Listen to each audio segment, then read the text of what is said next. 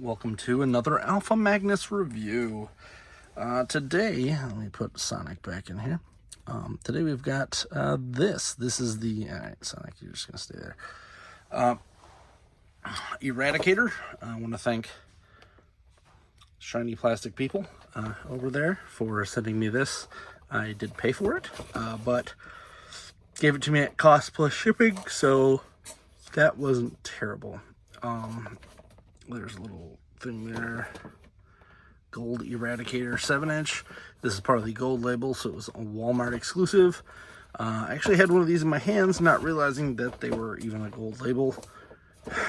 I should have just bought it immediately, and then I literally can't find it ever since then. I'm 90% sure that that store had it stolen from them because it still shows they have it in stock. I walked the whole store over and could not find this. There's your barcode if you're into that. So yeah, of course, Todd McFarlane brings out a classic character that we all know and love in a format that no one does. So this is what Eradicator looks like now. Kind of a full-bodied dude. I actually forget what his storyline was. Oops. We do come with the classic Mcfarlane stands and a trading card that I will throw in the garbage. That is how that works.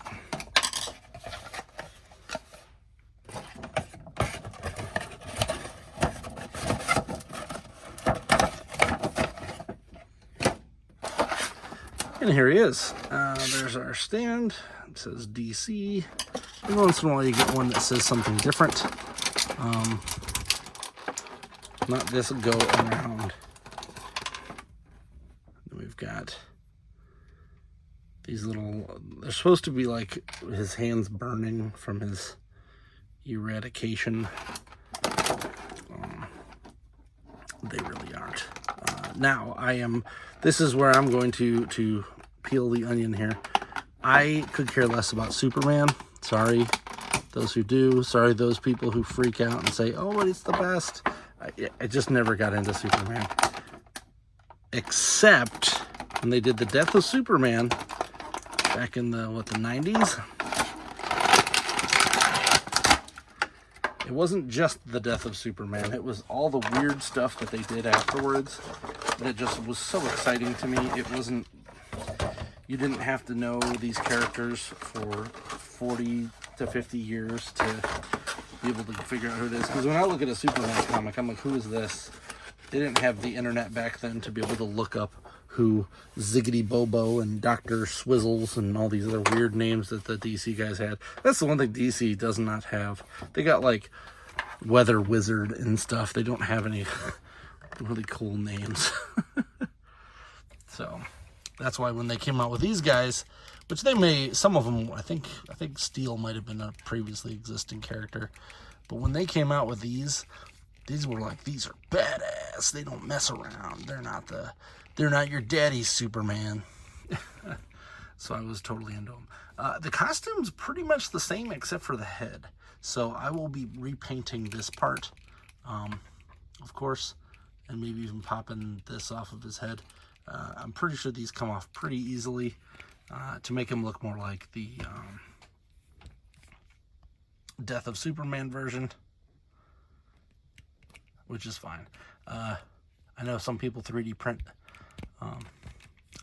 glasses there, which that's also an option I might take. So, and then you do also have his hands, which, I mean, it's amazing to have McFarlane characters where you can swap their hands out. Like, that's just good to begin with. I might even repaint these because these are kind of cheaply done. I think I want to have maybe some stuff going down his whole arm. If you're gonna bother doing it, just do it all the way. That's my mentality there. Come on, zoom. There you go. Oh, all in all, he's pretty cool. I probably should have looked up. I mean, maybe it's on the back. No, nothing. Let's take a look at maybe there's a synopsis on this card that's in there. As I said, I didn't really care about that. I liked lot of the other ones. I do have the Superboy coming as well. That should be a sooner than later video. Look at that. Then they did like the new 52, and it's like, whatever. Kind of I got over the new 52 real quick. So they're a Kryptonian AI super weapon. The Eradicator limited contaminating alien influences on Earth.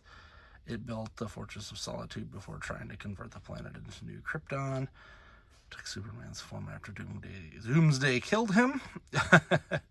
And on his resurrection, melded with Star Labs scientist David Connor, after joining Hank Henshaw's Superman Revenge Squad.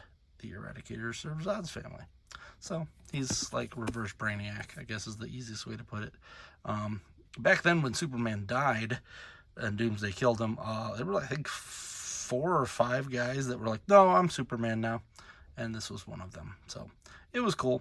A weird thing of its time. I am really hoping that we get Superman Red and Blue, because that was one of my favorite things. It was just cool looking, honestly. I could care less about what happened in the storyline. They were like electric Supermans. It was just a crazy time in comics, and realistically, I kind of wish that they'd go back to that instead of trying to constantly make MCU crap all the time in DC. Just get weird. Weird is where you thrive, bro.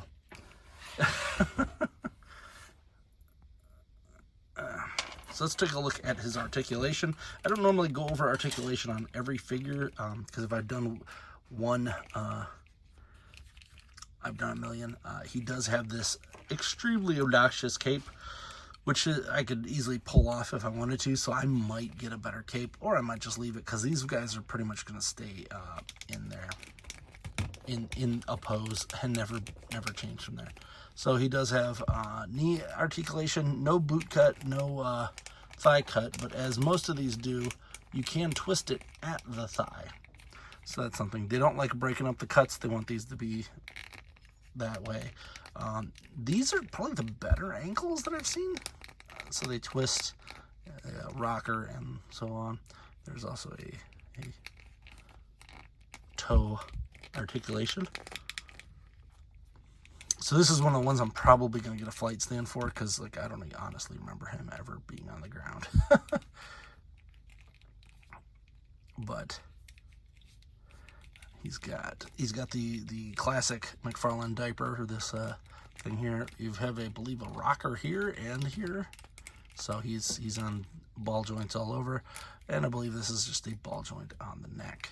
No actual neck movement, just up here at the top. And shoulders wise, this does get in the way of this shoulder, but for the most part you do have full articulation, twists, and pinned there. You got some pins there, but unlike a lot of other companies, I don't really worry about Mcfarlane's breaking anymore. They've kind of worked past that a long time ago. As we saw before, you can pop these off, and they do have twists and turns and such. This is just on a rocker, and then this is where the twisting and turning goes. So I think this is actually a really good way for Mcfarlane to continue this while trying to keep up. I still think any character that has a buckle here or something, spawn-wise, should have a cut there, because it doesn't affect anything sculpt-wise. This I actually kind of appreciate, no thigh cut. So if you want to do a devil's advocate, that's it. So I'm excited to have myself a new Eradicator. I will be painting his face, as I said. I may just paint the face, because I honestly don't need it to be perfect. And this is like 99% my Eradicator. The Superboy will come soon, and I think Steel is next. Kind of bummed about the Steel, because I think it's like a really, really stylized version, but that might actually play into what I like anyway. I like stylized versions of characters, so maybe when I get it, I'll be like, this is better than I could have expected. I think a lot of people want the comic version, which it is okay, but I think I'm one of the weird guys that likes stylized stuff like this, Manny faces. It's just a good time. I hope you enjoyed this review. Please like, subscribe, comment, and until next time, I'm Alpha Magnus. These are toys.